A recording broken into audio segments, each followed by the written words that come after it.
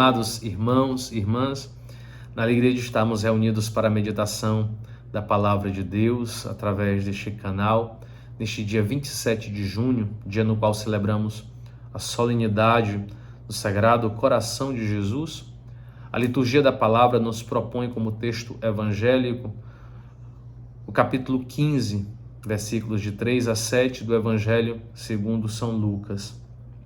Trata-se da parábola da ovelha perdida.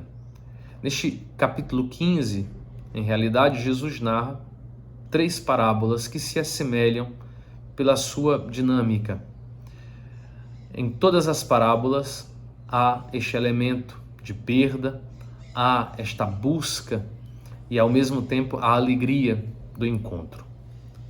Perda, busca, encontro marcam, portanto, a estrutura destas parábolas que, de maneira geral, se assemelham, sobretudo as 2 primeiras, a parábola da ovelha perdida e a parábola da moeda perdida.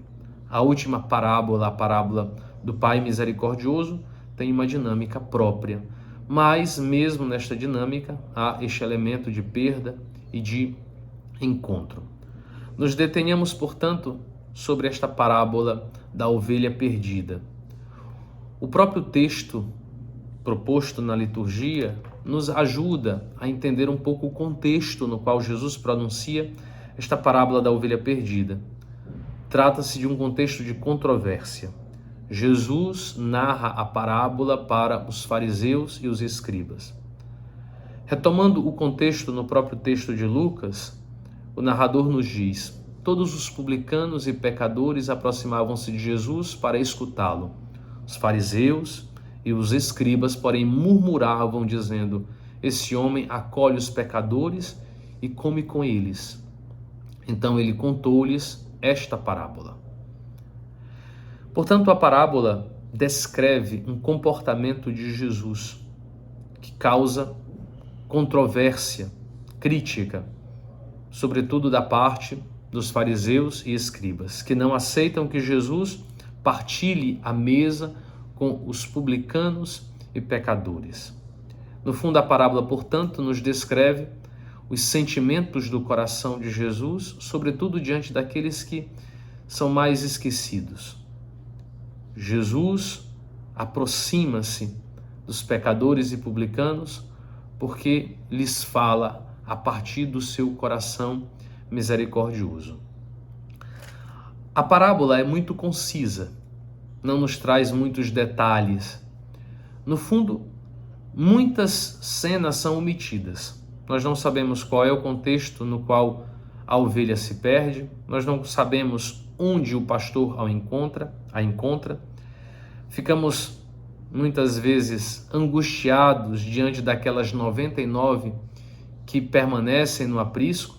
Nos perguntamos qual é a segurança que estas têm para que o pastor as deixe lá. Em todo caso, estas omissões conduzem ao leitor, ao ouvinte da parábola, ao centro da parábola, para que o ouvinte não se perca nos detalhes. O centro da parábola está no encontro do pastor com a ovelha. De fato, toda a parábola nos conduz a este ponto. Alegrai-vos comigo, encontrei a minha ovelha que estava perdida. Chama atenção ao fato de que o pastor a chama de minha, indicando uma pertença. E aí Jesus declara, a partir deste comportamento do pastor: assim haverá no céu alegria por um só pecador que se arrepende, do que por 99 justos que não precisam de arrependimento. Ao falar do pastor, no fundo, Jesus ressoa uma série de comportamentos de Deus que são descritos já na tradição profética, onde Deus é identificado como o pastor que reúne o povo de Israel disperso.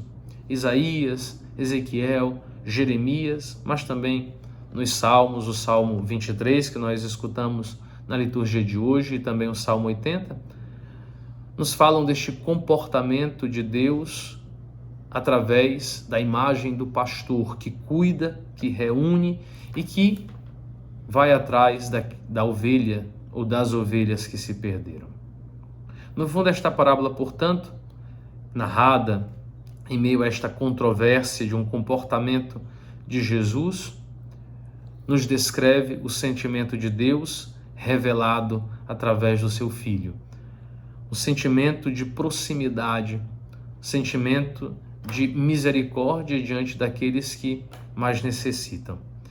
É interessante o contexto porque o Evangelho de Mateus também nos narra a mesma parábola da ovelha perdida, porém num contexto diferente. Em Mateus, trata-se do cuidado com aqueles que são mais pequeninos na comunidade, aqueles que necessitam de cuidados na comunidade. A parábola está no contexto do discurso de Jesus para a vida em comunidade. Em Lucas, trata-se de descrever o comportamento de Jesus diante dos pecadores e publicanos. Eis, portanto, os sentimentos do coração de Jesus: aproximar-se daqueles que mais necessitam. Peçamos ao Senhor a graça de termos em nós este mesmo sentimento e que a celebração do seu sacratíssimo coração infunda em nós os mesmos sentimentos que animavam o coração de Jesus, que possam também nos animar. Que o Sagrado Coração de Jesus tenha piedade de todos nós e nos abençoe para que tenhamos os mesmos sentimentos e assim sejamos mansos e humildes de coração. Deus vos abençoe. Boa meditação a todos.